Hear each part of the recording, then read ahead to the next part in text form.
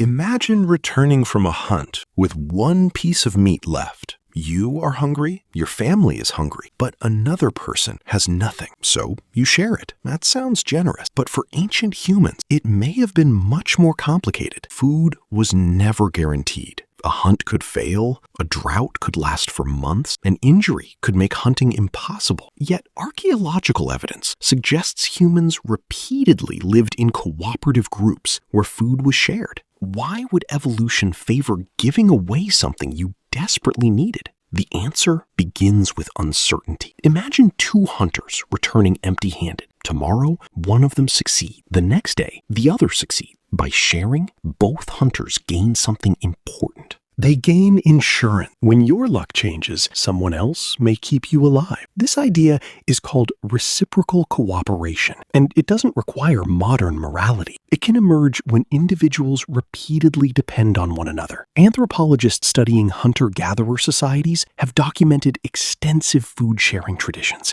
In many communities, large animals are especially important. A successful hunter may return with far more meat than one person can immediately consume. Sharing spreads that temporary abundance across the group. But there is another surprising reason. Sharing creates relationships. A person who feeds you today may expect help tomorrow. That help could mean food, protection, information, childcare, or cooperation during a dangerous hunt. So food becomes more than calories. It becomes social currency, and this changes the meaning of a successful hunt. The strongest hunter isn't necessarily the person who keeps everything. The valuable hunter may be the person others can depend on. Researchers such as anthropologist Kristen Hawkes have studied how cooperation and food sharing shaped human social evolution.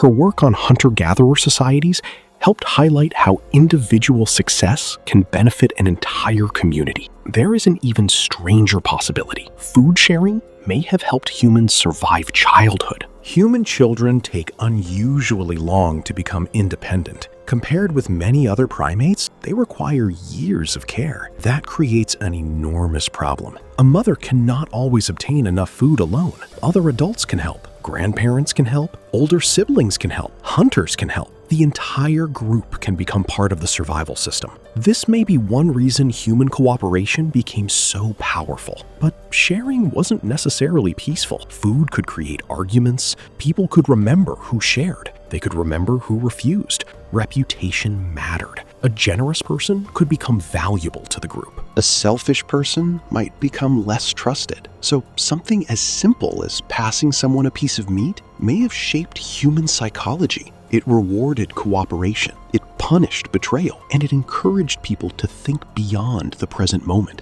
Because if you share today, someone may remember tomorrow. Think about how strange that is. Your ancestors weren't simply fighting for food. They were building networks of people who could survive together. And those networks may have helped transform humans into one of the most cooperative species on Earth. The meal was never just a meal.